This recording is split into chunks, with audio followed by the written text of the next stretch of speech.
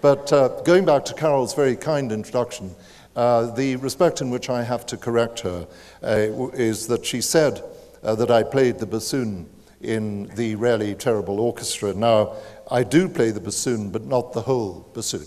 It's inaccurate in that respect, in that I find that the higher notes in the bassoon have a very difficult fingering, and therefore, when the music gets up to the high E, I stop. And I wait until the music becomes more accessible, and then I start again. And I must say that a number of other members of our Really Terrible Orchestra have the same approach to their instrument. And so we're very good at elimination waltzes, where different sections of the orchestra have to stop at different times. We like that. And the Really Terrible Orchestra actually does exist. We founded it about 15 years ago. My wife and I founded it when we realized that there was a call in Edinburgh, where we live in Scotland, for an orchestra composed of people who can't really play, and people who are musically challenged.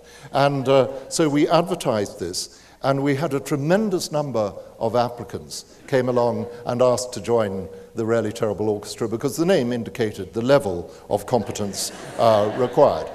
And so we had all these people, and most of them, as far as I could work out, played the clarinet. And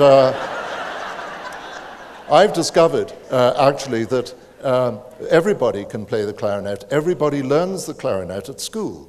And many people forget that they learned the clarinet, and they forget that they're clarinetists. And it's only years later, when they're having therapy, that, that these repressed clarinet memories come up.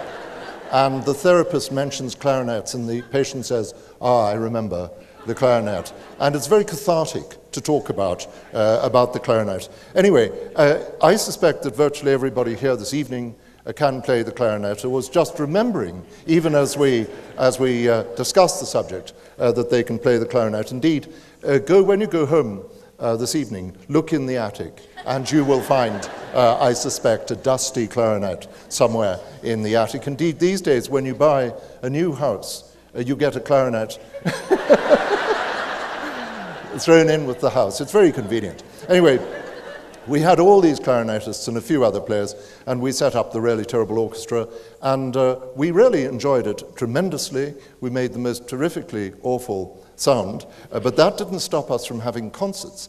And we discovered that there was tremendous interest in our concerts. So if a notice went up saying the Really Terrible Orchestra will be playing in such and such a hall, we were mobbed, and it was quite extraordinary. And I think people rather like the idea of seeing a group of amateurs trying to do something and doing their best and then doing it really badly.